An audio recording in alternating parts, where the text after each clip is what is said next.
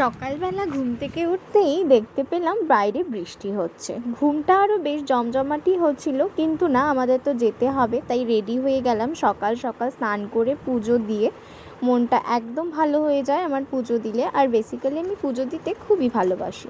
এবার চলে গেলাম ট্রান্সপোর্টে। দেখো, রোদও উঠে গেছে, প্রায় অনেকটা দূর চলে গিয়েছিলাম। এরপর দেখলাম বাসটা একদম খালি, তো উঠে পড়লাম বাসে। এবার আমরা যাচ্ছি কোচবিহারে। মাসি ডেকেছিল পুজোর শপিং করতে হবে বলে, কিন্তু আমার এবার ইচ্ছে ছিল না কিছুই শপিং করার। কিন্তু ওই তো, মন তো মানে না। ভেবেছিলাম পুজোর শপিং করব না, কিন্তু সামনে কিছু দেখলে কি আর থাকা যায়।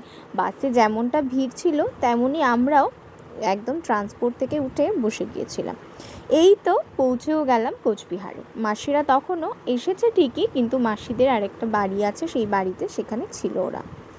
আমরা পৌঁছে গেছি। আর দেখো, সামনেই লক্ষ্মীনারায়ণ বস্ত্রালয়, তোমরা দেখতে পাচ্ছ।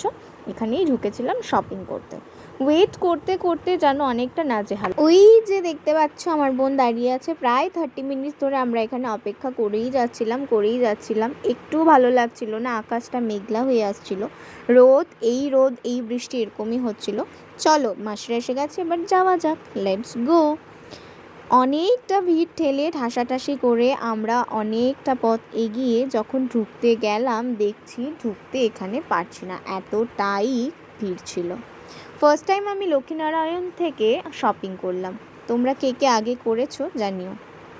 শাড়ি তো কিনেছি, তবে শাড়ির আর ভিডিও করিনি, কেননা পুজোর সময় তোমাদের দেখাতে হবে তো। আর এদিকে ভাইদের পাঞ্জাবি কিনে বিল করানো কমপ্লিট। বিলের জায়গায় এসে দাঁড়িয়ে আছে। আসলে মেয়েদের কালেকশন দেখতে এতটাই দেরি হয় যে ওদের আর অপেক্ষা করতে হচ্ছিল না। আমরা চলে গিয়েছিলাম পাঞ্জাবি কালেকশানে। এদিকে আমার লুকটা কেমন লাগছিল জানিও কিন্তু। লক্ষ্মীনারায়ণে খুঁজলে অনেক ক্লাসি লুকও তুমি দিতে পারবে, তবে ট্র্যাডিশনাল লুকগুলো বেশি ভালো, কারণ ওখানের কালেকশানে ট্র্যাডিশনাল জিনিসপত্র বেশি ভালো লেগেছিল আমার। তোমাদের কার কেমন লেগেছে তুই প্লিজ জানিও। এরপর আমরা চলে গেলাম বিলিং কাউন্টারে। এত ভিড় হয়েছিল, তবে হ্যাঁ, বিল কাউন্টারে খুব বেশি দেরি হয় না।